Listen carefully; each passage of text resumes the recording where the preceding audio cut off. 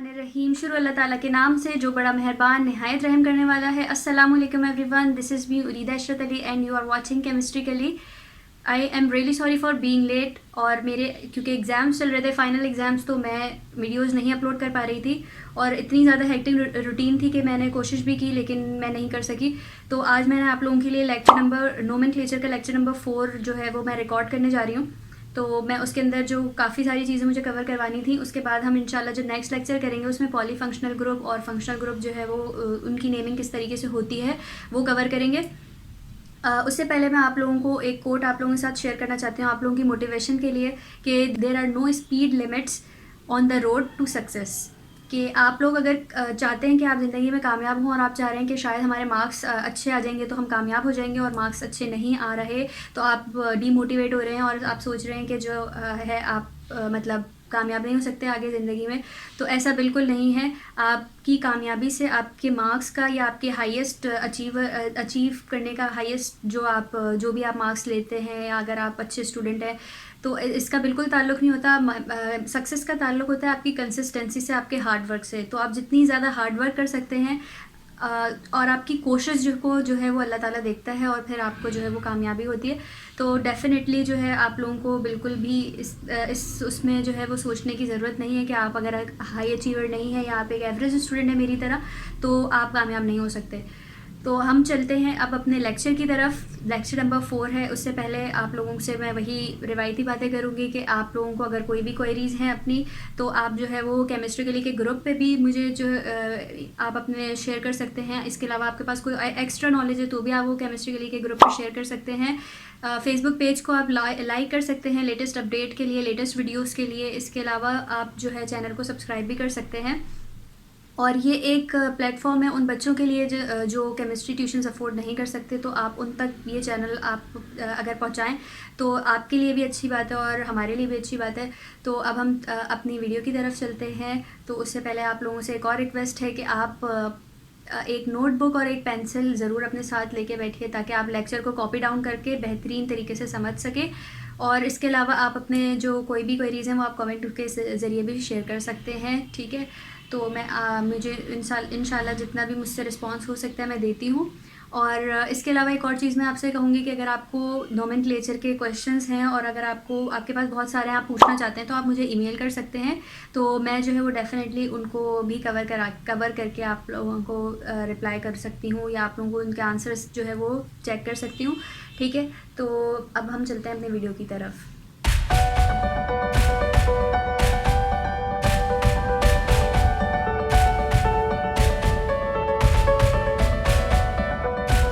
तो टाइटल से आप लोगों को पता चल गया होगा कि आज हम जो है वो क्या डिस्कस करने वाले हैं। तो हम आज कॉम्प्लेक्स सब्स्टिट्यूएंट देखेंगे, ठीक है। मैंने आप लोगों को लेक्चर नंबर 2 और लेक्चर नंबर 3 के अंदर अल्केन और अल्केन की नेमिंग और अल्काइन और अल्कीन की नेमिंग जो है वो मैंने कवर करवा दी थी, लेकिन वो सिंपल हमने की थी। अभी हम फंक्शनल ग्रुप की तरफ भी जाएंगे कि हम किस तरीके से प्रायोरिटाइज करते हैं फिर चेन को। तो सबसे पहले हम अल्केन की बात करते हैं। अल्केन को अगर हम थोड़ा सा रिविजन करें तो मैंने आप लोगों को बताया था कि अगर हमारे पास एक चेन है कार्बन की, ठीक है। तो इसके अंदर हम सबसे पहली चीज़ अल्केन की नेमिंग करते वक्त हम क्या देखते हैं कि हम देखते हैं हमारे पास स्ट्रेट चेन जो होती है हमारे पास वो लॉन्गेस्ट कार्बन चेन होनी चाहिए, ठीक है। तो इस वजह से हम अगर यहाँ पे मैं इनकी वैलेंसी सेटिस्फाई कर रही हूँ।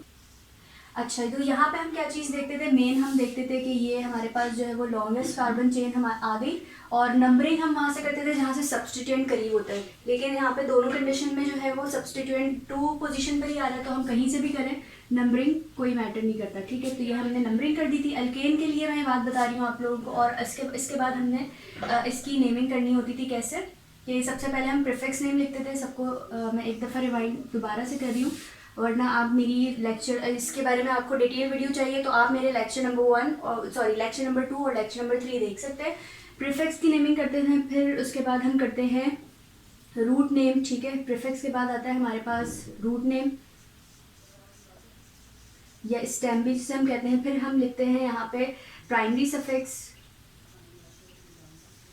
प्राइमरी सफिक्स एंड सबसे एंड में अगर हमारे पास कोई भी सेकेंडरी सफिक्स प्रेजेंट होता है तो हम सेकेंडरी सफिक्स लिख देते हैं, अदरवाइज हमारी नेमिंग यहाँ पे खत्म हो जाती है। ठीक है, तो हम क्या करेंगे, अब इसमें हमारे पास जो प्रीफिक्स इसे कहते हैं, सब्स्टिट्यूएंट्स को कहते हैं। तो सब्स्टिट्यूएंट्स अगर यहाँ पे हम देखें तो यहाँ पे हमारे पास जो दो सब्स्टिट्यूएंट लगे हुए हैं, एक सेकंड पोजीशन पे, एक थर्ड पोजीशन पे लगा हुआ है। ठीक है, तो हम सबसे पहले पोजीशन लिखेंगे 2,3 डैश डाइमिथाइल और हमारे पास चेन की जो रूट वर्ड है हमारे पास वो कितने कार्बन की है, 4 कार्बन की। 4 कार्बन के लिए जो रूट वर्ड आता है वो आता है ब्यूट, और हमारे पास सारे सिंगल बॉन्ड है तो हमारे पास प्राइमरी सफिक्स क्या होगा, ब्यूटेन। ठीक है, तो ये हमारे पास जो है वो इसका नाम था। तो वो वाला जो केस था हमारे पास, उसमें हमारे पास सिर्फ मिथाइल ग्रुप यहाँ पे लगा हुआ था। ठीक है, ये आपके पास दूसरा स्ट्रक्चर है। ठीक है, इस पे यहाँ पे मैंने इथाइल सब्स्टिट्यूएंट, यहाँ पे ये वाला जो सब्स्टिट्यूएंट है ये इथाइल सब्स्टिट्यूएंट है और ये मिथाइल लगा हुआ है। अब इस केस में भी हम नंबरिंग कहाँ से करेंगे, जहाँ से हमारा सब्स्टिट्यूएंट करीब होगा। तो हमारे अगर सब्स्टिट्यूएंट देखें तो मिथाइल ही हमारे पास जो है वो करीब आ रहा है, तो हम यहाँ पे भी लेफ्ट हैंड साइड से नंबरिंग स्टार्ट करेंगे। ठीक है, तो 1 2 3 4 5 एंड 6। ठीक है, अब हमने क्या करना है, सबसे पहले हमें पोजीशन बतानी होती है सब्स्टिट्यूएंट की। तो अगर आप यहाँ पे देखें तो यहाँ पे जो पोजीशन लगी हुई है हमारे पास यहाँ पे, अच्छा ये आपको पता है कि ये इथाइल ग्रुप लगा हुआ है, ये मिथाइल लगा हुआ है। तो हम नेमिंग करते वक्त क्या करते हैं, जब हम नेमिंग लिख रहे होते हैं तो नेमिंग करते वक्त फिर हम पहले उस अल्फाबेटिकली ऑर्डर में देखते हैं। तो ई हमारे पास पहले आता है, एम बाद में आता है। तो नेमिंग करते वक्त, लेकिन नंबरिंग हम वहाँ से ही करेंगे जहाँ से हमारा सब्स्टिट्यूएंट करीब होगा। ठीक है, तो नेमिंग करते वक्त क्या होता है हमारे पास कि नेमिंग करते वक्त ई को हम पहले लिखेंगे, यानी कि 3 ethyl dash 2 dash methyl and, और इसके बाद हम रूट वर्ड लिखेंगे यानी कि हेक्स, और आ जाएगा हमारे पास एन, हेक्सेन। ठीक है, तो ये हमारे पास इस कंपाउंड की नेमिंग हो गई। अच्छा, यहाँ तक तो बात सबको समझ आ जाएगी आसानी से, इसमें कोई इतना मुश्किल चीज़ नहीं है। यहाँ पे एक चीज़ मुझे आप लोगों को एक जो बात बतानी थी वो ये कि यहाँ पे आप देख सकते हैं ये ग्रुप जो है ये दोनों सेम फैमिली से हैं, और ये दोनों जो है वो क्या कहते हैं, इस ऑर्डर में लगे हुए हैं कि ये आपको पता है कि 2 कार्बन होंगे तो हमारे पास इथाइल बन जाएगा। यहाँ पे अगर 3 कार्बन होते तो ये प्रोपाइल हो जाता। ठीक है, इसी तरीके से हम सब्स्टिट्यूएंट की नेमिंग करते हैं। लेकिन अच्छा, तो अगर हम बात करें इस कंपाउंड की या इस स्ट्रक्चर की, इसमें हमारे पास क्या है कि इसके अंदर आपके पास एक लॉन्गेस्ट कार्बन चेन है। ठीक है, ये भी एक एल्केन का ही स्ट्रक्चर है, और इसमें भी हमें सबसे पहले जो चीज़ नोटिस करनी होगी या सबसे पहले जो चीज़ काउंट करनी होगी वो हमारे पास लॉन्गेस्ट कार्बन चेन है। ठीक है, तो अगर हम लॉन्गेस्ट कार्बन चेन देखें तो यहाँ पे आप देख सकते हैं कि आप यहाँ से अगर सबसे पहले स्ट्रेट चेन को देखते हैं तो हमारे पास स्ट्रेट चेन में 1 2 3 4 5 6 7 8 कार्बन की हमारे पास स्ट्रेट चेन आ रही है। अब हम देख लेते हैं एल शेप में, कहीं यहाँ से तो ज़्यादा नहीं आ रही, तो 1 2 3 4 5 6 7, तो यहाँ से हमारे पास 7 कार्बन की स्ट्रेट चेन आ रही है। लेकिन हमें क्या देखना होता है, लॉन्गेस्ट कार्बन चेन देखनी है, तो हम 8 को ही कंसिडर करेंगे। अब हमने ये चीज़ कंसिडर कर ली कि ये हमारे पास स्ट्रेट चेन जो है वो हमारे पास 8 कार्बन की है। ठीक है, अब हमें क्या करना है कि अब हमें नंबरिंग देखनी है कि हमें नंबरिंग कहाँ से करनी है। ठीक है, तो नंबरिंग कहाँ से होगी, जहाँ से सब्स्टिट्यूएंट करीब होगा। 1 2 3 4, यहाँ से भी 4th पोजीशन पे है, एंड 1 2 3 4 5 यहाँ से 5th पोजीशन पे। तो हम नंबरिंग कहाँ से करेंगे, लेफ्ट हैंड साइड से करेंगे, यानी कि 1 2 3 4 5 6 7 8। अच्छा जी, अब हमने नंबरिंग कर ली। अब आप लोगों को बहुत आसान बात लग रही होगी कि अब तो हमने नंबरिंग भी कर ली, हमें सब्स्टिट्यूएंट भी पता चल गया, हमें लॉन्गेस्ट कार्बन चेन भी पता चल गई। तो आप लोग यकीनन यही अगर आप मुझसे पहले इसका IUPAC नेम लिखें तो आप ये लिखेंगे 4 प्रोपाइल डैश। ठीक है, ये सर डैश की जरूरत नहीं क्योंकि कोई और सब्स्टिट्यूएंट नहीं है। 4 प्रोपाइल एंड 8 कार्बन की चेन के लिए ऑक्ट का वर्ड आता है, ऑक्ट एन। ठीक है, तो आप लोग यकीनन यही नेमिंग करेंगे। तो ये यहाँ पे मैं ये बात कहूँगी कि यहाँ पे ये नेमिंग बिल्कुल भी सही नहीं है। क्यों सही नहीं है, क्योंकि दिखने में तो ये आपको प्रोपाइल लग रहा है लेकिन ये प्रोपाइल है नहीं।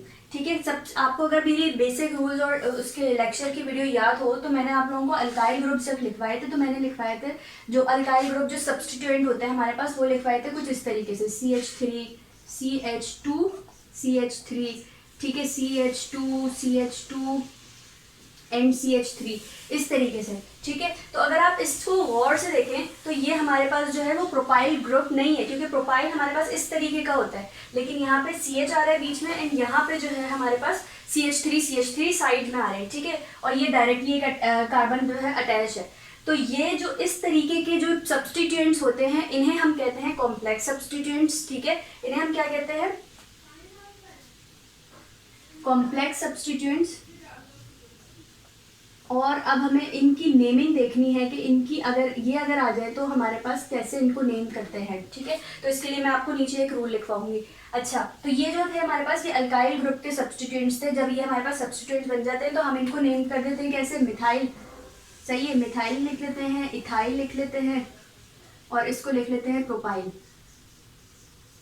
ठीक है। बट अगर हमारे पास ये आ जाए केस जहाँ पे CH लग रहा है बीच में और यहाँ पे CH3 इस तरीके के हैं जो डायरेक्टली जो है वो आपको 3 कार्बन से लग तो रहा है कि ये प्रोपाइल है, लेकिन ये प्रोपाइल है नहीं, क्योंकि प्रोपाइल जो होता है वो हमारे पास इस तरह का होता है, ठीक है। तो इस केस में हम किस तरीके से नेमिंग करेंगे या डिसाइड करेंगे सब्स्टिट्यूएंट का नेम। तो इसके लिए रूल क्या होगा हमारे पास, rule for naming complex substituent. अगर हमारे पास कोई भी ऐसा स्ट्रक्चर आ रहा है जिसके अंदर जो सब्स्टिट्यूएंट लगा हुआ है वो कॉम्प्लेक्स है, और कॉम्प्लेक्स को चेक करने के लिए आपको मैंने एक चीज बता दी है कि यहाँ पे कार्बन जो है वो इस तरीके से आपको लग तो रहा है ये प्रोपाइल है, लेकिन ये जो है वो इसमें CH डायरेक्टली अटैच्ड है, ठीक है। तो इस केस में हमारे पास जब कॉम्प्लेक्स सब्स्टिट्यूएंट होगा तो हम क्या करेंगे कि असाइन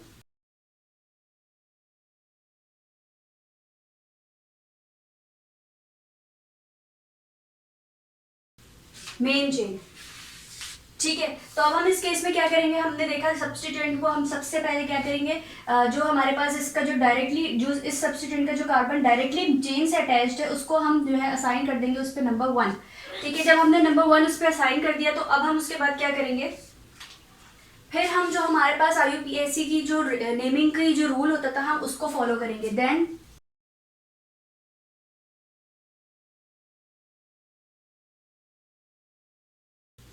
अच्छा, तो क्या करेंगे उसके बाद फिर हम फॉलो करेंगे जो हमारे पास IUPAC के रूल होते थे। IUPAC के रूल क्या होते थे कि हमें सबसे पहले देखनी होती थी लॉन्गेस्ट चेन। तो जब हमने इसको नंबर 1 असाइन कर दिया, सबसे पहले हमें नंबर 1 असाइन करना है, उसके बाद हम इसमें देखेंगे चेन लॉन्गेस्ट कौन सी बन रही है। अभी तो फिलहाल यहाँ पे दोनों तरफ से ये इक्वल है, यहाँ पे भी एक कार्बन है, यहाँ पे भी एक कार्बन है। तो अब हम नंबरिंग करेंगे किस तरीके से कि यहाँ पे हम 2 लिख देंगे, क्योंकि यहाँ पे कहीं पे भी हम 2 लिख सकते हैं, यहाँ पे भी लिखेंगे, यहाँ पे भी लिख सकते हैं, यहाँ पे भी लिख सकते हैं, इस केस में जब हमारे पास दोनों चीजें इक्वल है। लेकिन अगर यहाँ पे फॉर एग्जाम्पल चीजें इक्वल ना होती और यहाँ पे एक और कार्बन होता तो उस केस में हम नंबरिंग डेफिनेटली राइट साइड की तरफ ही करते, क्योंकि हमारे पास वहाँ पे ज्यादा कार्बन होते हैं, ठीक है। तो अभी तो हम कहीं पे भी 2 लिख दें, अभी हमारे पास कोई फर्क नहीं पड़ेगा, लेकिन 1 हमें जो है वो डायरेक्टली अटैच्ड 1 जो हम असाइन करेंगे वो डायरेक्टली अटैच्ड कार्बन को ही करेंगे, ठीक है।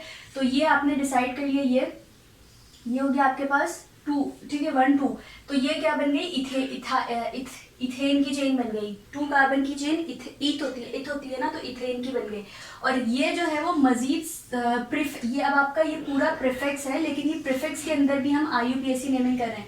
तो ये हम आपका जो ग्रुप लगा हुआ है यहाँ पे, ये आपके पास बन गया प्रीफिक्स का भी, यानी कि सब्स्टिट्यूएंट का भी सब्स्टिट्यूएंट बन गया, ठीक है। तो सब्स्टिट्यूएंट का भी सब्स्टिट्यूएंट क्या लगा हुआ है यहाँ पे, मिथाइल लगा हुआ है। तो अब मिथाइल कौन सी पोजीशन पे लगा हुआ है, 1 मिथाइल पे। तो अब हम क्या लिख सकते हैं यहाँ पे, 1 मिथाइल और फिर इथाइल हम लिखेंगे यहाँ पे, हम यहाँ पे इथेन नहीं लिख सकते। और उसका रीजन क्या है, हम इथेन क्यों नहीं लिख सकते, क्योंकि हम ये जो पूरा ये चीज है अभी जो हम नेमिंग कर रहे हैं वो सब्स्टिट्यूएंट की नेमिंग कर रहे हैं, और सब्स्टिट्यूएंट की नेम में कभी भी हमारे पास प्रीफिक्स जो होता है वो प्राइमरी सफिक्स जो है वो नहीं लिखते, हम हमेशा आई लगाते हैं, YL, ठीक है। तो और इसका नेम हम कहाँ लिखेंगे, किस में लिखेंगे, नेम रिटन इन ब्रैकेट। तो नेम भी हम जो है वो इसका ब्रैकेट में करके लिखेंगे, ठीक है। तो अब हम इस पूरे स्ट्रक्चर का जो नेम है वो मैं यहाँ नीचे लिख रही हूँ, ठीक है। तो अब आप देख सकते हैं यहाँ पे 4th पोजीशन पे आपका लगा हुआ है सब्स्टिट्यूएंट। तो हमने यहाँ लिखा 4 डैश, फिर हमने ब्रैकेट ओपन कर लेना है क्योंकि हम सब्स्टिट्यूएंट की नेमिंग कर रहे हैं। तो हमने लिखा 1 डैश मिथाइल, 1 मिथाइल इथाइल, फिर ब्रैकेट क्लोज हो जाएगा, ठीक है। फिर आपका आ जाएगा दोबारा से ये आपके पास जो है वो चेन कितने, उस रूट वर्ड आएगा आपके पास कितने कार्बन की चेन है, ऑक्ट, और आपके पास सफिक्स क्या है, एन, ठीक है। यानी कि प्राइमरी सफिक्स आपके पास एन है, तो 4-1 मिथाइल इथाइल ऑक्टेन। तो ये जो है ये कॉम्प्लेक्स सब्स्टिट्यूएंट की नेमिंग का तरीका है। इस तरीके से कॉम्प्लेक्स सब्स्टिट्यूएंट मैंने आपको बता दिया कुछ इस तरीके के होते हैं कि जो आपको लग तो रहे हैं कि ये आपके पास अल्काइल ग्रुप के हैं, लेकिन ये अल्काइल ग्रुप के हैं नहीं। आपको जो है वो गौर करना होता है कि इसके अंदर ये कार्बन जो है वो डायरेक्टली इस तरीके से अटैच है कि यहाँ पे जो है वो इस तरीके से इसके जो अरेंजमेंट हुई हुई है वो इस तरीके से कि वो आपको लग तो रहा है कि वो अल्काइल ग्रुप है, लेकिन वो होता नहीं है। तो इस चीज़ के लिए आप गौर कर लीजिएगा कि अगर आप कुछ डायरेक्टली कार्बन जो है वो अटैच हो या टी स्ट्रक्चर बन रहा हो या कुछ इस तरीके से बन रहा हो, तो उसकी नेमिंग जो है वो हम इस तरीके से करते हैं, ठीक है। अच्छा, यहाँ पे एक और चीज़ मैं आपको बता दूँ, ये भी तरीका है लिखने का, और इसको हम इस तरीके कभी कभी क्या होता है कि एमसीक्यूज में पूछ लेते हैं हमसे कि आपको एक स्ट्रक्चर बना के दे दिया और उन्होंने ऑप्शंस में जो है वो नेम दे दिया आपको, और उसमें लिखा हुआ है कि आपको सेलेक्ट करना है सब नेमिंग के लिए। तो आप सबसे पहले तो उस स्ट्रक्चर का अपने पास पहले नेम बनाइएगा, नेम लिखिएगा, उसके बाद आप ऑप्शन को देखिएगा। तो वहाँ पे क्या होगा कि वहाँ पे अगर ऐसा भी लिखा हो सकता है कि 1-मिथाइल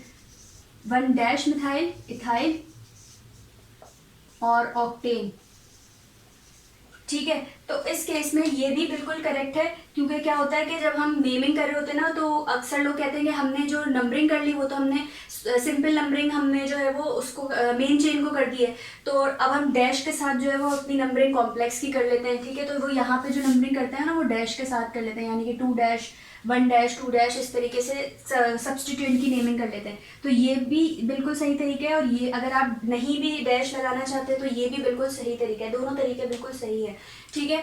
तो आई होप आप लोगों को कॉम्प्लेक्स सब्स्टिट्यूएंट का मतलब समझ आ गया हो, और कॉम्प्लेक्स सब्स्टिट्यूएंट की अब हम आगे जब हम प्रैक्टिस करेंगे तो उसमें भी हम ये कवर करेंगे क्वेश्चंस। अच्छा जी, बॉन्ड एंड नोटेशन पे जाने से पहले हम एक और एग्जांपल इसकी देख लेते हैं कॉम्प्लेक्स सब्स्टिट्यूएंट की ही। तो इसमें आप देख सकते हैं कि हमें लॉन्गेस्ट कार्बन चेन में वो पहले सेलेक्ट करना होगा, ठीक है। तो सबसे पहले तो हमारा काम ही यही है कि हम सबसे पहले अल्केन की नेमिंग करें, अल्काइन की नेमिंग करें, जिसकी भी नेमिंग करे होंगे हमें लॉन्गेस्ट कार्बन चेन देखनी है। लेकिन अल्केन में कोई रिस्ट्रिक्शन नहीं होती, हमें सबसे ज़्यादा हमें बस कार्बन चेन जो है वो किसी भी तरीके से लॉन्गेस्ट देखनी होती है। लेकिन जब हमारे पास फंक्शनल ग्रुप या अल्कीन या अल्काइन आ जाते हैं या कुछ और फंक्शनल ग्रुप आ जाते हैं, तो उस केस में हमें क्या करना होता है कि हमें लॉन्गेस्ट कार्बन चेन देखनी तो होती है, लेकिन उसके अलावा हमें जो फंक्शनल ग्रुप है या अगर हमारे पास डबल या ट्रिपल बॉन्ड है उसको भी हमें अपनी पेरेंट चेन के अंदर इंक्लूड करना होता है, ठीक है। तो उस हिसाब से हमें देखनी पड़ती है। लेकिन अल्केन में तो सबसे ज़्यादा सिंपल है, बस हमें किसी भी तरीके से लॉन्गेस्ट चेन निकालनी है। तो अब सबसे पहले हम स्ट्रेट को देख लेते हैं। तो 1 2 3 4 5 6 7 8 9 10, ठीक है। तो हमारे पास स्ट्रेट जो है वो 10 कार्बन की बन रही है। अगर हम यहाँ से देखें 1 2 3 4 5 6 7 8 9, तो हमारे पास यहाँ से 9 कार्बन एल शेप में 9 कार्बन की है। तो अगर हम यहाँ से देखने चले 1 2 3 4 5 6 7 8 9, तो हर तरीके से यहाँ से भी हमारे पास 9 की बन रही है। तो हम स्ट्रेट ही लेंगे क्योंकि हमें लॉन्गेस्ट कार्बन चेन लेनी होती है, ठीक है। तो हमने स्ट्रेट को ले लिया, ठीक है। अब नंबरिंग करना है, दूसरा काम हमारा नंबरिंग का होता है। तो हम नंबरिंग डेफिनेटली वहां से करेंगे जहां से हमारा सब्स्टिट्यूएंट करीब आ रहा होगा, ठीक है। तो देख लेते हैं 1 2 3 4 5, यहाँ से हमारे पास 5th पोजीशन पर आ रहा है, और यहाँ पे देखते हैं 1 2 3 4 5 6, तो यहाँ से हमारे पास 6th पोजीशन पर आ रहा है। तो हम क्या करते हैं, हम नंबरिंग वहां से कर लेते हैं जहाँ से हमारे पास लीस्ट पोजीशन पर आ रहा है या कम नंबर पे आ रहा है, ठीक है। 1 2 3 4 यहाँ से 5th पे आ रहा था, ठीक है। Sorry 6 7 8 9 and 10। अब हमने नंबरिंग दे दी। अब हमें क्या करना है, अब हमें डेफिनेटली देखना है अपना जो हमारे पास सब्स्टिट्यूएंट लगा हुआ है उसको। तो ये जो हमारे पास सब्स्टिट्यूएंट बन गया है, ठीक है, इसमें हमें क्या देखना है, इसमें हमें ये चीज़ देखनी है कि हमें सबसे पहले क्या करना था, मैंने आपको लिखवाया था। तो रूल में हमें क्या करना था कि जो डायरेक्टली अटैच कार्बन होगा मेन चेन से उसको हम नंबर 1 असाइन कर देंगे। सबसे पहले जो हमारा काम है ये, ठीक है, हमने नंबर 1 असाइन कर दिया इसके ऊपर जो डायरेक्टली अटैच्ड है हमारे पास, ठीक है। अब हम दूसरा काम क्या करेंगे, दूसरा काम अब हमें इसमें IUPAC अपनी फॉलो करनी है। अब थोड़ी देर के लिए आप अपनी मेन चेन को भूल जाएं और आप इसमें मेन चेन को ढूंढें कि इसके अंदर लॉन्गेस्ट कार्बन चेन कौन सी बन रही है इस सब्स्टिट्यूएंट में। तो अगर हम यहाँ पे देखें तो यहाँ पे तो 2 की बनेगी 1 2, अगर हम स्ट्रेट देखें तो 1 2 3 की बन रही है, ठीक है। और एल शेप में भी अगर हम देखें 1 2 3, तो यहाँ पे भी हमारे पास 3 की बन रही है, तो हमने स्ट्रेट ले ली, ठीक है। तो यहाँ पे हमने इसकी नंबरिंग कर दी 1 2 3। अच्छा, अब हम क्या करेंगे, कि हमने जब इसमें नंबरिंग कर लिया, अब हमारे इसमें भी चेन हमने सिलेक्ट कर ली, ठीक है। अब हम देखेंगे ये जो है हमारे सब्सटीट्यूएंट के भी सब्सटीट्यूएंट्स लगे हुए हैं, ठीक है। तो हम ब्रैकेट ओपन कर लेंगे और हम यहाँ पे लिख देंगे कि हमारे पास जो सब्सटीट्यूएंट किस पोजीशन पर आ रहे हैं, सेकंड पोजीशन पे आ रहे हैं, और हमारे पास फर्स्ट पोजीशन पर आ रहे हैं मिथाइल, ठीक है। तो हम क्या करेंगे कि 1,1, आप यहाँ पे डैश डैश भी यूज़ कर सकते हैं, ठीक है। 1,1 डैश, फिर आ जाएगा हमारे पास डाईमिथाइल। अब यहाँ पे हमें ख्याल करना है, क्योंकि हम सब्स्टिट्यूएंट का नेम कर रहे हैं, तो हमें यहाँ पे प्रोपेन नहीं लिखना है, यहाँ पे हमें लिखना है प्रोपाइल, क्योंकि हम जो है वो सब्स्टिट्यूएंट ले रहे हैं, ठीक है। तो यहाँ पे हम लिखेंगे प्रोपाइल और फिर ब्रैकेट हम क्लोज कर देंगे, ठीक है। ये तो हो गया हमारे पास सब्स्टिट्यूएंट का नेम जो हमारी मेन चेन से अटैच है। अब हम देखेंगे मेन चेन की किस पोजीशन पे अटैच है, 5th पोजीशन पे। तो हम यहाँ शुरू में जो है वो 5 ऐड कर देंगे, ठीक है। 5 डैश, अब हमने ये सब्स्टिट्यूएंट का पूरा नाम लिख दिया। अब हम लिख देंगे मेन अपना रूट वर्ड जो बिल्कुल हमारी जो मेन चेन थी उसका। तो हमारी मेन चेन का रूट वर्ड क्या है, 10 की है। 10 के लिए क्या यूज़ करते हैं हम, डेक, ठीक है। मैं थोड़ा सही से डी बना देती हूँ, डेक। और फिर हमारे पास जो प्राइमरी सफिक्स है वो क्या है, सिंगल बॉन्ड है सारे, तो एन लग जाएगा। तो ये थी हमारे पास जो है वो कॉम्प्लेक्स सब्स्टिट्यूएंट की naming. 5 dash 1 dash dash dash dimethyl propyl decane, ठीक है, डेकेन। तो ये हमारे पास कॉम्प्लेक्स सब्स्टिट्यूएंट की नेमिंग थी। अब हम चलते हैं अपने पास कुछ कॉमन नेम भी देख लेते हैं हम पहले इनके, फिर हम बॉन्ड लाइन नोटेशन की तरफ चलेंगे, ठीक है। अच्छा जी, तो हमारे पास क्या होता है, हमारे पास एक IUPAC नेमिंग होती है और एक कॉमन नेमिंग होती है हमारे पास, ठीक है। तो कॉमन नेमिंग में क्या होता है और IUPAC में क्या डिफरेंस है, ये मैं आपसे डिस्कस करने जा रही हूँ। Common naming and IUPAC naming, ठीक है। तो कॉमन क्या होता है, कॉमन नेमिंग का मतलब सिर्फ ये नहीं है कि हमारे जो पाकिस्तान में ही हम जो कॉमन नेम लेंगे वो हमारे मतलब पाकिस्तान में यूज़ किया जाएगा। कॉमन नेमिंग भी जो है वो काफ़ी मशहूर हो चुकी है और कॉमन नेमिंग भी काफ़ी जगहों पे जो है वो सिमिलर ही की जाती है और सिमिलर ही है, ठीक है, काफ़ी कंट्रीज़ में भी। लेकिन IUPAC तो हर जगह ही पूरे इंटरनेशनली जो है वो IUPAC ऑथेंटिक होती है, ठीक है। लेकिन कॉमन नेम भी अब हम यूज़ करने लगे। तो कॉमन नेमिंग में और IUPAC में फ़र्क डिफरेंस क्या है कि कॉमन नेम हमारे पास कहता है कि हमें काउंट करना है एवरी कार्बन को, ठीक है, काउंट एवरी कार्बन, जबकि IUPAC हमें कहता है कि हमें सिर्फ और सिर्फ मेन चेन के कार्बन काउंट करने होते हैं, बाकी जो हमारे पास होते हैं वो हमारे पास सब्स्टिट्यूएंट कहलाते हैं, ठीक है। बाकी जो दूसरे कार्बन होते हैं हमें काउंट क्या करने होते हैं, सिर्फ मेन चेन के कार्बन को, काउंट मेन चेन कार्बन, ठीक है।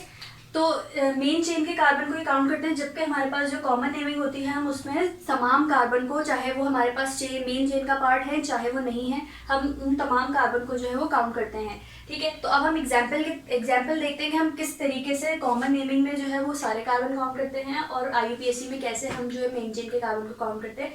तो लेकिन मैंने आपको वर्डिंग में थोड़ा सा डिफरेंस ये बता दिया है कि इसमें हम इन दोनों चीज़ों में, कॉमन नेमिंग में और IUPAC में हमारे पास क्या फ़र्क है, ठीक है। कॉमन नेम में एक दफ़ा मैं दोबारा रिपीट कर रही हूँ, कॉमन नेम में हमारे पास हर कार्बन काउंट होगा, चाहे वो हमारा सब्स्टिट्यूएंट हो चाहे वो हमारा मेन चेन का कार्बन हो। लेकिन IUPAC कहता है कि वो सिर्फ हमारे पास मेन चेन का कार्बन, यानी कि जो भी हमारे पास जो चेन होगी उसी का, अगर फॉर एग्जांपल ब्यूट है, इसके अलावा उसमें कहीं सब्स्टिट्यूएंट भी लग रहा होगा तो वो हमारे पास जो है वो उसे काउंट नहीं करेगा, वो मेन चेन को ही जो है वो काउंट करेगा और उसमें जितने कार्बन होंगे उसके हिसाब से नेमिंग होगी, ठीक है। तो अब हम एग्जाम्पल से समझते हैं कि इन दोनों में एक्चुअल डिफरेंस है क्या। अच्छा, तो कॉमन नेमिंग के लिए हमें कुछ चीज़ें देखनी होंगी। तो हमारे पास सबसे पहले क्या है कि हमारे पास एक 4 कार्बन की जो एक चेन है, स्ट्रेट चेन है, ठीक है। और यहाँ पे जो R मैंने शो किया हुआ है, R जो है वो आपका किसी भी चेन से अटैच है, ठीक है। और ये जो हमारे पास ब्लू में मैंने लिखा है ये हमारे पास सब्स्टिट्यूएंट के तौर पर अटैच हुआ हुआ है R से, ठीक है। तो अब क्या होता है हमारे पास कि यहाँ पे जो R लगा हुआ है और अगर स्ट्रेट चेन जा रही है किसी भी चीज़ की, तो हम IUPAC में उसको क्या काउंट करते हैं, IUPAC में एज अ सब्स्टिट्यूएंट हम इस 4 कार्बन को, स्ट्रेट को हम क्या कहेंगे, ब्यूटाइल, ठीक है। पर हम क्या कॉमन नेमिंग में हम इसे क्या कहेंगे, कॉमन नेमिंग में स्ट्रेट चेन होती है अगर, और मैंने कॉमन नेमिंग के बारे में आपको ये भी बताया कि हम जो है वो सारे कार्बन को काउंट करते हैं। अच्छा, फिलहाल तो IUPAC में भी हम स्ट्रेट चेन लेते तो हम 4 कार्बन की लेते, तो 4 कार्बन में हमारे पास ब्यूटाइल हमने उसको नाम दे दिया। YL क्यों लगाया है, ब्यूटेन क्यों नहीं लिखा, क्योंकि ये जो है R से अटैच है और ये सब्सटीट्यूएंट है, ठीक है, तो ये सब्सटीट्यूएंट की वजह से यहाँ पे YL लगा हुआ है। अच्छा, यहाँ पे क्या होगा, हम इसको क्या कहेंगे, N ब्यूटाइल। N ब्यूटाइल हम क्यों कहेंगे कि N ब्यूटाइल का मतलब है, कॉमन नेमिंग में N ब्यूटाइल का मतलब है कि नॉर्मल ब्यूटाइल, ठीक है, तो इसलिए हम उसमें जो है कॉमन नेम जब हम लिख रहे होते हैं तो हम उसमें N पहले लिख देते हैं स्ट्रेट चेन के लिए। अच्छा, अब हम दूसरी चीज़ क्या देखेंगे कि हम दूसरे पे चले तो हमने इसकी सिर्फ रीअरेंजमेंट कर दी इस वाले स्ट्रक्चर की। हमने क्या किया, एक C को हमने सेकंड कार्बन से अटैच कर दिया। तो अगर हम इसकी IUPAC नेमिंग करेंगे तो IUPAC में ये C जो है वो, IUPAC में हम क्या करते थे, पहले हम चेन सेलेक्ट करते हैं ना, लॉन्ग चेन, तो हमारे पास देखिए ये चेन बनेगी, या फिर हम L शेप में इस तरीके से चेन ले लें। एक तो हमारे पास लाजमी जो है वो सब्सटीट्यूएंट बन रहा है, तो हम कॉमन नेमिंग में IUPAC हमें क्या कहता है कि हमें सिर्फ मेन चेन की जो है वो रूट वर्ड लिखना होता है। तो ये जो है हमारे पास सब्सटीट्यूएंट है। अब हम अगर इसको 1 2 3 नंबरिंग दें तो ये सेकंड से अटैच्ड है, ठीक है, तो जो सेकंड से अटैच होगा उसके लिए हम क्या यूज करेंगे, 2 मिथाइल यूज करेंगे। और हमारे पास 3 कार्बन की क्योंकि चेन है तो हम यहाँ पे लिख देंगे प्रोपाइल, ठीक है, प्रॉप वर्ड आएगा, रूट वर्ड होगा प्रॉप, और आइल जो है हमारे पास सब्सटीट्यूएंट के लिए है तो हमने आइल लगाया है। अच्छा, अब यही चीज़ कॉमन नेमिंग में किस तरीके होगी कि मैंने अभी आप लोगों को डिफरेंस बताया। कॉमन नेमिंग में हम किसी भी हाल में जो है वो कार्बन की पूरी क्वांटिटी लेते हैं, हम कोई भी कार्बन को स्किप नहीं करते, चाहे वो सब्सटीट्यूएंट हो चाहे वो चेन का पार्ट हो, हम सारे कार्बन को लेंगे। तो अगर हम सारे कार्बन को लें तो हमें डेफिनेटली इसका मतलब हमें पता है कि यहाँ ब्यूटाइल तो आना ही आना है, ठीक है, ब्यूटाइल तो आने ही आना है। लेकिन ब्यूटाइल से पहले हमें कैसे आइडेंटिफाई करेंगे कि हम अगर ब्यूटाइल लिख दिया, जैसे ये हमने स्ट्रेट चेन को कॉमन नेमिंग के लिए हमने निशानी लिखी थी कि N यानी कि नॉर्मल ब्यूटाइल है, कॉमन नेमिंग जब हम करते थे तो N ब्यूटाइल लिख देते थे, इसका मतलब हमें पता है कि स्ट्रेट चेन होगी।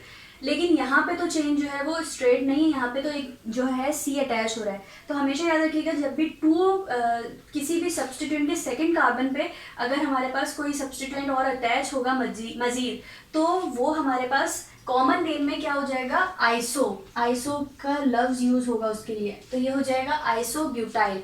हमेशा जो है जब भी किसी सब्सटीट्यूएंट के, या सब्सटीट्यूएंट यानी वैसे ही मैं अगर बात करेंगे कार्बन की, सेकंड कार्बन से जो है अगर कोई सब्सटीट्यूएंट मिथाइल अटैच है, ठीक है, तो हम जो है वो उसको, जैसे यहाँ 2 मिथाइल प्रोपाइल है, 2 मिथाइल हमेशा मतलब आइसो करके जो है वो उसकी नेमिंग की जाएगी।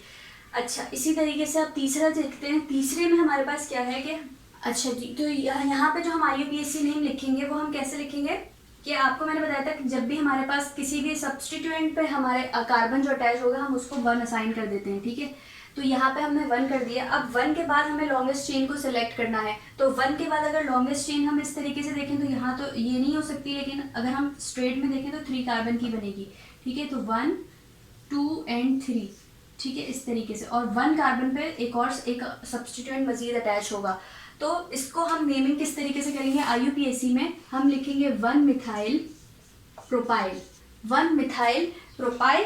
अच्छा, और फिर हम जब कॉमन नेम के लिए जब नेमिंग करने जाएंगे तो मैंने बताया कॉमन नेम में, अब ये तो हमें कंफर्म पता है कि ब्यूटाइल होगा, लेकिन उससे पहले हमें कैसे आइडेंटिफाई करना है इस वाली चीज़ को। तो हमेशा याद रखिएगा कि जब भी हमारे पास सब्सटीट्यूएंट के डायरेक्टली जो अटैच है कार्बन, सब्सटीट्यूएंट का जो कार्बन डायरेक्टली अटैच है चेन से, वो अगर हमारे पास 2 कार्बन से अटैच होगा, यानी कि आप देख सकते हैं यहाँ पे ये जो कार्बन है मैं ब्लैक से शो कर रही हूँ, ठीक है, ये सब्सटीट्यूएंट वाला कार्बन है जो डायरेक्टली रिंग से, जो डायरेक्टली R ग्रुप से यानी कि मेन चेन से अटैच होगा। वो कार्बन अगर मजीद 2 कार्बन से अटैच हो इस तरीके से, ठीक है, तो ये चीज़ हमारे पास कॉमन नेमिंग में, मैं IUPAC की बात नहीं कर रही, कॉमन नेमिंग में हम इसको कहेंगे सेकेंडरी ब्यूटाइल, या हम उसको हाफ लिख के इस तरह से भी लिख सकते हैं, सेकेंडरी ब्यूटाइल, या हम सेक ब्यूटाइल इस तरीके से भी लिख सकते हैं, सेकेंडरी की हाफ फॉर्म, ठीक है, सेकेंडरी ब्यूटाइल या सेक ब्यूटाइल, ठीक है। अब ये हमेशा ये कब होगा हमारे पास, जब हमारे पास जो सब्स्टिट्यूएंट का कार्बन जो डायरेक्टली अटैच होगा मेन चेन से, वो अगर मजीद 2 कार्बन के साथ अटैच है तो हम उस कंडीशन में कॉमन नेमिंग में सेकेंडरी ब्यूटाइल यूज करेंगे। ठीक है, अब अगर हमारे पास जो सब्स्टिट्यूएंट का जो कार्बन है जो डायरेक्टली अटैच होगा मेन चेन से, वो अगर 3 कार्बन के साथ अटैच होगा, जैसे कि यहाँ पे आप लोगों को नजर आ रहा है कि वो 3 कार्बन के साथ अटैच है, तो हमारे पास इस कंडीशन में इसका जो नेम होगा, पहले IUPAC नेम कर लेते हैं। ठीक है, तो IUPAC में हम डेफिनेटली इसको 1 असाइन कर देंगे, 1 असाइन करेंगे। अब हम किसी भी जगह से करें, जैसे 2 हमने इसको दे दी, तो हमें 2 ही हमारे पास जो चेन बनेगी वो हमारे पास 2 की ही बनेगी। ठीक है, तो हमने इसलिए 2 इसको दे दिया। तो अब हमारे पास 1 पे जो है वो 2 सब्स्टिट्यूएंट लगे हुए हैं, तो 1,1 डायमिथाइल और इथाइल। ठीक है, डायमिथाइल और इथाइल, डायमिथाइल इथाइल जो है वो हमारे पास चेन बन गई, और हमारे पास जो 2 मिथाइल ग्रुप लगे हुए थे, और मैंने आपको बताया कि डायरेक्टली जो भी कार्बन जब भी अटैच होता है तो हम उसको डायरेक्टली कुछ भी देखे बगैर हम उसको सबसे पहले 1 नंबर असाइन कर देते हैं, उसके बाद हम चेन सेलेक्ट करते हैं कि हमारे पास कितनी चेन बन सकती है उसमें से। ठीक है, तो अब हम इसको यूं तो नंबर नहीं दे सकते थे क्योंकि 1 तो हमारा बीच में आ गया था, तो इसलिए हम 1 जो है वो 1 2 3 की चेन नहीं ले सकते थे, तो हर कंडीशन से हमारे पास 2 की ही चेन बन रही थी, तो इसलिए हमने 2 इस तरीके से लेके और हमने 2 जो है वो सब्स्टिट्यूएंट ले लिए, तो 1,1 डायमिथाइल इथाइल। ठीक है, अब हम इसकी IUPAC अगर हम कॉमन नेमिंग देखें, ये तो IUPAC नेम था, अगर हम इसकी कॉमन नेमिंग देखें तो ये हमेशा याद रखिएगा, सब्स्टिट्यूएंट से जो मेन चेन से जो सब्स्टिट्यूएंट का कार्बन डायरेक्टली अटैच्ड होगा उसको हमेशा अगर वो कार्बन मजीद 3 कार्बन से अटैच हो, 3 सब्स्टिट्यूएंट से अटैच हो, तो हम उसको यहाँ पे लिखते हैं टर्शरी ब्यूटाइल, कॉमन नेम में टर्शरी ब्यूटाइल, और हम इसको टी ब्यूटाइल भी लिख सकते हैं। ठीक है, टर्शरी ब्यूटाइल या टी ब्यूटाइल, इस तरीके से हम इसकी नेमिंग करेंगे। कॉमन नेमिंग को मैंने आपको बता दिया, मैं एक दफ़ा से दोबारा रिवाइज कर रही हूँ। अगर तो हमारे पास स्ट्रेट चेन होगी तो उसमें कॉमन जो IUPAC होता है उसका रूल होता है कि वो स्ट्रेट चेन में जो जितने भी कार्बन आएंगे वो काउंट करेगा, तो डेफिनेटली स्ट्रेट चेन में जितने भी कार्बन थे ब्यूटाइल, तो हमने IUPAC नेम भी ब्यूटाइल रखा। अब कॉमन नेमिंग में तो हमारे पास हमें हर कार्बन को काउंट करना ही करना है, लेकिन हमें डिफ्रेंशिएट कैसे करना होगा, तो स्ट्रेट अगर होगी चेन कॉमन नेम में तो वो N ब्यूटाइल या नॉर्मल ब्यूटाइल होगा। ठीक है, अब ब्यूटाइल मैं इसलिए यूज़ कर रही हूँ क्योंकि यहाँ पे मैंने ब्यूटाइल की आपको एग्जाम्पल लिखवाई हुई है। ठीक है, अब यहाँ पे अगर 5 कार्बन होते हैं स्ट्रेट चेन में तो आप यहाँ पे N पेंटाइल यूज़ करते। अच्छा, फिर हमारे पास क्या होगा कि जो हमारे पास सेकंड कार्बन पे अगर सब्स्टिट्यूएंट के सेकंड कार्बन पे जो सब्स्टिट्यूएंट हमारा जिस कार्बन का अटैच है, ठीक है, उसके सेकंड कार्बन पे अगर कोई मजीद सब्स्टिट्यूएंट होगा, यानी कि 2 मिथाइल प्रोपाइल जैसे IUPAC ने लिखवाया हुआ है मैंने इसका, तो हमारे पास उसका कॉमन नेम क्या होगा, आइसो अटैच हो जाएगा, आइसो ब्यूटाइल। तो ब्यूटाइल चीज़ जो है ये कॉमन नेम में सेम रहेगी क्योंकि कॉमन नेम का रूल होता है कि वो हमारे पास सारे कार्बन को काउंट करेगा। ठीक है, तो आइसोब्यूटाइल हो गया। इसके बाद हम चलते हैं नेक्स्ट पे। तो अगर हमारा कार्बन जो डायरेक्टली अटैच्ड होगा रिंग यानी कि मेन चेन से, अपनी रिंग मेरे मुंह से बार बार आर को लेके निकल रहा है, लेकिन ये मेन आर का मतलब है कि कोई मेन चेन है, पेरेंट चेन है। ठीक है, तो मेन चेन से अगर अटैच होगा और वो 2 कार्बन से अटैच है, यानी कि ये देखें 2 कार्बन से अटैच है, एक ये, तो इस कंडीशन में हमारे पास जो होगा वो कॉमन नेम सेकेंडरी ब्यूटाइल होगा। ठीक है, सेकेंडरी ब्यूटाइल होगा। और अगर हमारा कार्बन मजीद 3 कार्बन से अटैच होगा, ठीक है, जो मेन चेन से अटैच है कार्बन, वो मजीद 3 कार्बन से अटैच होगा, तो वो हमारे पास टर्शरी ब्यूटाइल कहलाएगा। ये इनकी एग्जाम्पल्स हैं। और मैं एक चीज़ इसमें इजाफा करना चाहती हूँ कि एक हमारे पास ये, क्योंकि हम 4 कार्बन की बात कर रहे थे, एक हम बात करते हैं 5 कार्बन की। ठीक है, तो 5 कार्बन के केस में क्या होता है, 5 कार्बन के केस में क्या होता है कि यहाँ पे जो ये सब्स्टिट्यूएंट का ये है, सब्स्टिट्यूएंट का डायरेक्टली अटैच्ड कार्बन ये वाला होता है। ठीक है, अब इनके अलावा यहाँ पे हमारे पास इस तरीके से लगे हुए हैं 5 कार्बन, इस तरीके से 1 2 3 4 कार्बन इस कार्बन से अटैच है। टोटल कितने हो गए सब्स्टिट्यूएंट के 5 कार्बन। ये मैं पेंटाइल की एग्जांपल बता रही हूँ। तो इसमें डेफिनेटली जो हमारे पास कॉमन नेमिंग के लिए वर्ड आ जाएगा पेंटाइल। ठीक है, लेकिन अब ये जो है ये ना टर्शरी लग रहा है आपको, ना ये आइसो लग रहा है, तो फिर ये है क्या, ठीक है, क्योंकि टर्शरी के लिए हमें 3 कार्बन को जोड़ना था, ठीक है, 3 कार्बन को जोड़ना था मजीद, लेकिन यहाँ पे तो 4 जुड़े हुए हैं। तो सिर्फ इस वाले केस में जहाँ पे सेकंड पोजीशन पे सेकंड कार्बन पे हमारे पास 2 मिथाइल ग्रुप लगे होंगे, तो उस केस में पेंटाइल वाले में बता रही हूँ, उसमें हम वर्ड यूज करेंगे न्यू। कॉमन नेमिंग की बात कर रही हूँ मैं, कॉमन नेम में हम उसको वर्ड देंगे न्यू का, न्यू पेंटाइल यूज करेंगे। आईयूपीएसी की बात नहीं हो रही, आईयूपीएसी के जो रूल्स मैंने आपको समझाए उसी रूल को फॉलो करते हुए लिखेंगे। लेकिन कभी हमारे पास क्वेश्चन आ जाता है या हमारे पास एमसीक्यूज में पूछ लिया जाता है स्ट्रक्चर ड्रॉ करके, या हमसे जो है वो स्ट्रक्चर पूछ लिया जाता है नेम बता के कि न्यू पेंटाइल का स्ट्रक्चर बता दें, आइडेंटिफाई करें, तो उस केस के लिए मैं आप लोगों को ये चीज़ें बता रही हूँ कि कॉमन नेमिंग में हम किस तरीके से करते हैं, ठीक है। तो ये हमारे पास हो गया न्यू पेंटाइल। न्यू पेंटाइल कब होगा, जब हमारे पास जो कार्बन है सब्स्टिट्यूएंट का कार्बन वो मजीद 4 कार्बन से इस तरीके से बॉन्डेड होगा, ठीक है।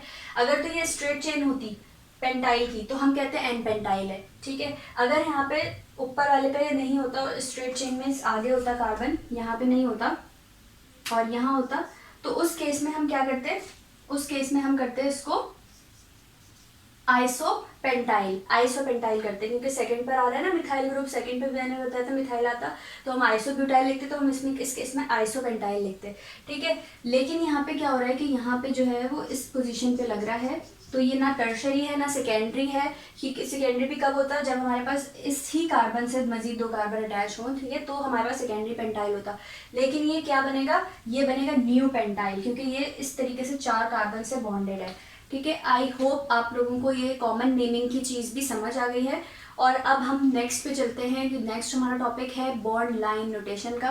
तो फाइनली जो मुझे टॉपिक आज इस वीडियो में कवर करवाना है वो था बॉन्ड लाइन नोटेशन का, और मैं ख़ास तौर से ये इसलिए पढ़ा रही हूँ क्योंकि मुझे पता है कि कराची बोर्ड के बच्चों को इस लेवल पे इससे इतनी ज़्यादा नो हाउ नहीं करवाई जाती, लेकिन ये बहुत ज़्यादा इंपॉर्टेंट है। और अक्सर क्या होता है कि नो हाउ करवाई नहीं जाती, लेकिन एग्ज़ाम में हमें जो अक्सर नेमिंग है ना उसमें पूछ लिया जाता है, ठीक है। तो ये टॉपिक क्या है, बॉन्ड लाइन नोटेशन, और इससे क्या हमें मतलब पढ़ना है हमें इसमें। तो मैं आप लोगों को बताती चलूँ कि हमारे पास जो स्ट्रक्चर रिप्रेजेंटेशन होती है उसी की एक फॉर्म होती है ये स्ट्रक्चर रिप्रेजेंटेशन, मतलब कि हमने जिन चीज़ों को नेमिंग करनी होती है तो हमने देखा कि हमने उनके स्ट्रक्चर ड्रॉ किए, कार्बन कार्बन की जैसे हमने चेन बनाई, और ये सभी क्या थे, स्ट्रक्चर थे। तो वो जो स्ट्रक्चर रिप्रेजेंटेशन होती है उसी की एक तरीके के टाइप है। तो ये कैसी टाइप होती है और ये क्यों है अभी हम देखते हैं, और कितनी टाइप्स होती हैं स्ट्रक्चर रिप्रेजेंटेशन की। तो स्ट्रक्चर रिप्रेजेंटेशन हमारे पास 3 तरीके से हो सकती है। स्ट्रक्चर रिप्रेजेंटेशन जो है वो हमारे पास 3 तरीके से हो सकती है। 3 कौन कौन से तरीके हैं, नंबर 1 है उसका कंप्लीट रिप्रेजेंटेशन, ठीक है। सेकंड है हमारे पास कंडेंस्ड रिप्रेजेंटेशन, और थर्ड है हमारे पास बॉन्ड लाइन नोटेशन या रिप्रेजेंटेशन, ठीक है। बॉन्ड लाइन नोटेशन या रिप्रेजेंटेशन है। अच्छा, अब कंप्लीट रिप्रेजेंटेशन होती क्या है। कंप्लीट रिप्रेजेंटेशन में किसी भी स्ट्रक्चर को हम बहुत ज़्यादा ओपन करके और उसके सारे बॉन्ड जब हम शो करते हैं तो हम उसे कहते हैं कि कंप्लीट रिप्रेजेंटेशन है। फॉर एग्जांपल अगर मैं बात करूं मीथेन की, सिंपलेस्ट स्ट्रक्चर की, तो हम मीथेन को अगर इस तरीके से खोल कर लिख दें, ठीक है, और हम इसके सारे एच के बॉन्ड शो कर रहे हो, तो ये हमारे पास है कंप्लीट रिप्रेजेंटेशन, ठीक है, कंप्लीट रिप्रेजेंटेशन। अब हम बात करते हैं कि कंडेंस रिप्रेजेंटेशन क्या होती है।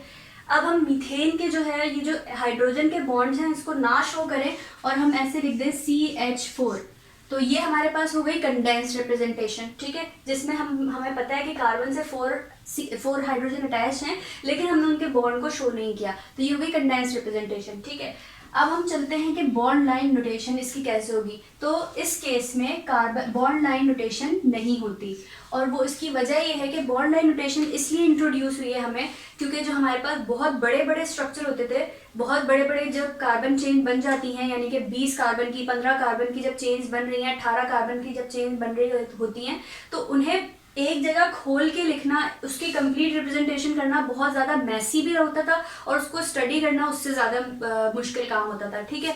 क्यों, उसमें क्या होता था कि आपकी जगह बहुत ज़्यादा रिक्वायर, बहुत आपको स्पेस चाहिए। अब जाहिर है कि मैं 20 कार्बन का अगर यहाँ पे डेफिनेटली अगर बोर्ड पे स्ट्रक्चर बनाऊँ कंप्लीट या कंडेंस फॉर्म में भी, तो मेरा बोर्ड पे तो इसी में जगह सारी चली जाएगी, ठीक है। तो मैं उसको पढ़ूंगी कैसे और उसकी मजीद चीज़ें कैसे डिस्कस कर सकती हूँ आपके साथ, तो उस चीज़ को सॉल्व करने के लिए हमारे पास बॉन्ड लाइन रोटेशन आई, और बॉन्ड लाइन रोटेशन जो है वो हमारे पास बेसिकली स्टार्ट होती है 2 कार्बन से, ठीक है। तो 2 कार्बन से किस तरीके से होती है, अगर हम यहाँ पे फॉर एग्जांपल यहाँ पे हम इथेन का एक मॉलिक्यूल देखें, इथेन को जो है मैंने अगर इसकी कंप्लीट रिप्रेजेंटेशन कर दिया आपके सामने, तो ये कुछ इस तरीके का दिख रहा है। तो ये इथेन की कंप्लीट रिप्रेजेंटेशन है, ठीक है। इसी को अगर मैं कंडेंस कर दूं, इसी रिप्रेजेंटेशन को अगर मैं कंडेंस करूं, तो हमारे पास इथेन का मॉलिक्यूल है वो कुछ इस तरीके से दिखेगा, ठीक है। CH3 इन CH3 बीच में एक सिंगल बॉन्ड है, ये इसकी कंडेंस रिप्रेजेंटेशन है, ठीक है। अब इसी इथेन के मॉलिक्यूल को अगर मैं बॉन्ड लाइन रोटेशन में वो करना चाहूँ, तो ये हमारे पास कुछ इस तरीके से होगा, डैश की फॉर्म में। अब ये डैश क्या है, ये डैश जो है हमें बता रहा है कि यहाँ पे 2 कार्बन है। तो हमें जो बॉन्ड लाइन रोटेशन में जो नोटिस करने वाली चीज़ होती है वो होते हैं कॉर्नर्स, ठीक है।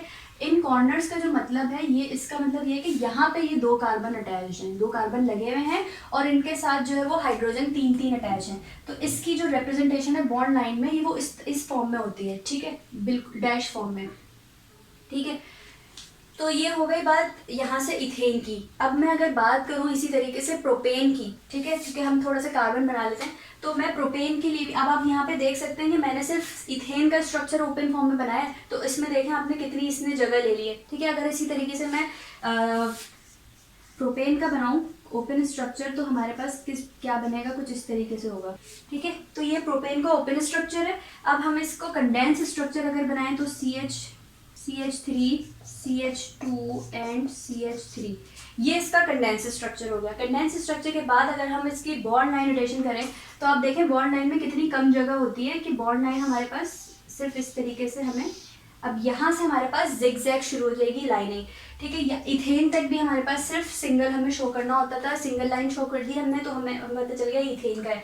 अब लेकिन यहाँ से क्या होगा हमारे पास, यहाँ से अब क्योंकि कार्बन की जैसे क्वांटिटी बढ़ती जाएगी, तो उसमें जिगजैग लाइंस आना शुरू हो जाएंगी। तो ये हमारे पास इसकी रिप्रेजेंटेशन होगी, कि अब इससे हमें पता कैसे चल रहा है कि हमारे पास इसमें 3 कार्बन है। तो मैंने आपको बताया कि यहाँ पे हमारे पास जो कॉर्नर्स है ना, वो हमें बताएंगे कि इसके अंदर 3 कार्बन है, जैसे कि 1 2 एंड 3, ये 3 पॉइंट्स है, ये हमें बता रहे हैं कि इसके अंदर 3 कार्बन है, 1 2 एंड 3, ठीक है। इसी तरीके से हम इसकी इस तरीके से भी कर सकते थे उल्टा करके, तो ये भी हमारे पास इसका मतलब क्या होता है, 3 कार्बन है, ठीक है। तो ये हमारे पास किसकी हो गई, प्रोपेन की हो गई। अच्छा, अब इसी तरीके से हमने क्या किया कि ये चीज़ें हमने जो है बॉन्ड लाइन रोटेशन में, अब आप देख सकते हैं कि इसमें इसकी स्पेस में और इसने कितनी ज़्यादा स्पेस ली हुई है और इसने कितनी कम स्पेस ली हुई है। तो इसी वजह से हम जो है वो बड़े, क्योंकि हमें मॉलिक्यूल स्टडी करने होते थे, तो जो 15-20 कार्बन होते थे उसको हम डेफिनेटली इस तरीके से खोल के या इस तरीके से भी लिखेंगे, तब भी हमारे पास बहुत ज़्यादा स्पेस चाहिए होगी। तो हमने उनको रिप्रेजेंट करने के लिए जो है बॉन्ड लाइन रोटेशन निकाली थी, जो कि हमारे पास जो है वो मैंने आपको बताया कि हमारे पास इथेन से शुरू हो जाती है। मीथेन तो ऑलरेडी छोटा है, उसको अगर हम इस तरीके से भी लिखें तब भी वो छोटा है, इस तरीके से भी, तो उसको जो है इतनी नीड नहीं है, उसको मतलब जाहिर है कि उसकी बॉन्ड लाइन रोटेशन की ज़रूरत भी नहीं थी, इथेन के लिए भी ज़रूरत नहीं है। तो बेसिकली वैसे बड़े उनके लिए ज़रूरत होती है, बड़े मॉलिक्यूल्स को स्टडी करने के लिए, तो हमने जो है वो इसलिए बॉन्ड लाइन रोटेशन निकाली, ठीक है। अब हम चलते हैं कि हम जो है वो इथीन और इथाइन वगैरह की कैसे बॉन्ड लाइन रोटेशन लिख सकते हैं। अच्छा, इथीन और इथाइन को पढ़ाने से पहले मैं आप लोगों को कुछ बेसिक अल्केन की जो नोटेशन है वो बता रही हूँ, ताकि आपको वहाँ पे जाके जब मैं इथाइन और इथीन पढ़ाऊंगी तो हम सबको ही जो है वो इजी होगी, ठीक है। तो यहाँ पे देखिए, सबसे पहले मीथेन की बात कर लेते हैं। तो मीथेन के बारे में मैंने आपको बताया कि क्योंकि इसका CH4 एक नॉर्मल इतना बड़ा इसमें कोई वो नहीं है, कोई कार्बन की जो है वो चेन नहीं है, तो इस वजह से यहाँ पे जो है वो बॉन्ड लाइन रोटेशन इसकी नहीं शो करते हम। अब हम बात करते हैं इथेन की। इथेन में हमारे पास 2 कार्बन होते हैं, ठीक है। तो इथेन में 2 कार्बन का मतलब ये हो गया कि हमारे पास बॉन्ड लाइन रोटेशन कुछ इस तरीके से हम शो करते हैं। अब हमने क्या किया, अब हमने नेक्स्ट देखा प्रोपेन है। तो प्रोपेन से अब हमारे पास मेनली जो स्टार्ट होती है वो प्रोपेन से होती है। अब यहाँ पे हमारे पास जिगजैग मोशन आ जाता है, ठीक है। तो ये हमने एक पहाड़ी से इसको हमने प्रोपेन को शो कर दिया, और किस तरीके से शो किया कि 1 2 3 कार्बन हमारे पास प्रोपेन में है। एक मिनट, यहाँ पे मैं इथेन में लिख लूँ, और ये हमारे पास प्रोपेन में इस तरीके से, ठीक है। अब हम चलते हैं ब्यूटेन पे। तो ब्यूटेन में हम क्या करेंगे, इसी तरीके से कार्बन बढ़ा लेंगे। तो ब्यूटेन के लिए 1 2 3 4, तो 1 2 3 4 कार्बन हमारे पास हो गए ब्यूटेन में। ठीक है, हम सबको ही पता है कि ब्यूटेन को हम 4 कहते हैं, 4 कार्बन के चेन कहते हैं, ठीक है। अब हमारे पास आ जाता है पेंटेन। तो पेंटेन के लिए क्या होगा, अब इसी तरीके से हम चलते जाएंगे, 1 2 3 4 5, 1 2 3 4 5। मैंने कहा इसमें हम हमारे जो कॉर्नर्स होंगे वो हमारे पास कार्बन की क्वांटिटी हमें बताएंगे, और हम हाइड्रोजन को जो है वो हाइड्रोजन भी इसमें हम शो नहीं करते अलग से। हाइड्रोजन हमें डेफिनेटली पता है कि अगर यहाँ पे कुछ और नहीं लगा हुआ तो डेफिनेटली कार्बन के साथ क्या होगा, हाइड्रोजन होगा। फॉर एग्जाम्पल, अच्छा अब मैं नोटेशन में एक और चीज़ मैं आप लोगों को बता दूं कि अगर यहाँ पे अदर देन कार्बन कोई भी एलिमेंट, अदर देन कार्बन और हाइड्रोजन कोई भी एलिमेंट होगा तो वो हमारे पास शो किया जाएगा या वो लिखा जाएगा। फॉर सपोज अगर हमारे पास इस पॉइंट पे कार्बन ना होता, ऑक्सीजन होता, तो हम कैसे लिखते हैं इसको, यूं करके यहाँ पे हम O लिखते और फिर ये हम दोबारा से, अगर हमें पेंट का ही बनाना होता तो हम यूं करके ड्रॉ कर लेते हैं पेंटेन, ठीक है। लेकिन ऑक्सीजन को हम शो करते हैं ऑक्सीजन के अलावा। तो इसी तरीके से मैं आप लोगों को यहाँ पे बता दूं कि अदर देन कार्बन और हाइड्रोजन जो भी एलिमेंट होगा हमारे पास उसको हम शो करेंगे, ठीक है। सिर्फ हाइड्रोजन को और कार्बन को हम जो है वो शो नहीं करते। कार्बन को हमें टिप्स से पता चल जाता है, कॉर्नर से पता चल जाता है कि इसमें कितने कार्बन है, 1 2 3 4 एंड 5, ठीक है। इस तरीके से 5 कार्बन है। अब हम बात करते हैं हेक्सेन की। तो हेक्सेन के लिए 1 2 3 4 5 एंड 6, तो ये हमारे पास हेक्सेन के लिए बन गया, ठीक है। हेप्टेन की बात करें तो हेप्टेन के लिए 1 2 3 4 5 6 7, तो ये हमारे पास 7 बन गया हेप्टेन के लिए। फिर हम बात करते हैं ऑक्टेन की। तो ऑक्टेन के लिए 1 2 3 4 5 6 7 8, तो ये बन गया हमारे पास ऑक्टेन के लिए बॉन्ड लाइन नोटेशन। नॉनेन के लिए भी इसी तरीके से 1 2 3 4 5 6 7 8 9, तो ये हमारे पास बन गया नॉनेन।